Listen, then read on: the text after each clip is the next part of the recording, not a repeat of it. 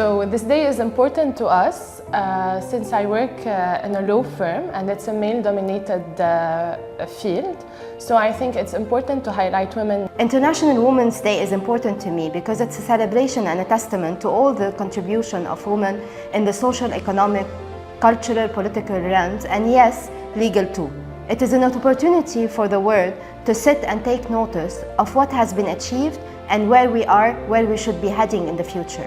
This day is important to me because it's a chance to showcase women's success and remind women in the world that they can do anything they set their minds to. International Women's Day is really important to me because the world is not gender equal yet. It's an opportunity to celebrate women's achievements, raise awareness about women's empowerment and lobby for gender parity. So the International Women's Day is important to me because firstly it makes me feel important for the day at least.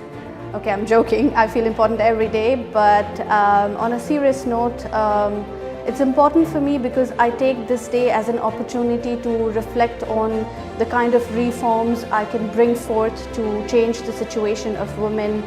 International Women's Day is important to me because it's an opportunity to celebrate the achievements of women and at the same time to raise awareness about the challenges they face in their professional and personal lives. I pledge to break the bias in 2022 by continuing to reach out to women, whether in my professional or social circles, to empower them and foster their talent. The goal is to constantly challenge the current social construct that may stand in the way of women realizing their full potential. I will continue to teach my own daughter the same values so that she finds her own voice and hopefully pass it on to future generations. Of course, I prefer that hopefully by the time she's all grown up, she wouldn't have to witness any of that, and gender equality wouldn't be a matter up for debate. I pledge this year to break the bias by supporting women, praising them, complimenting them, and helping them reach their success.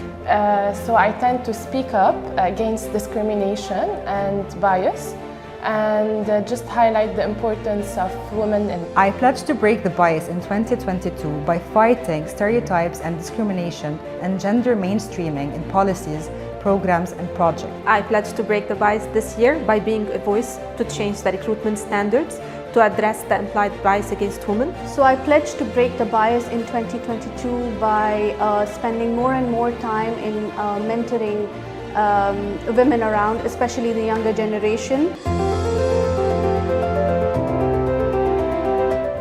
A common misconception about me is that I'm a dreamer, but I'm not the only one.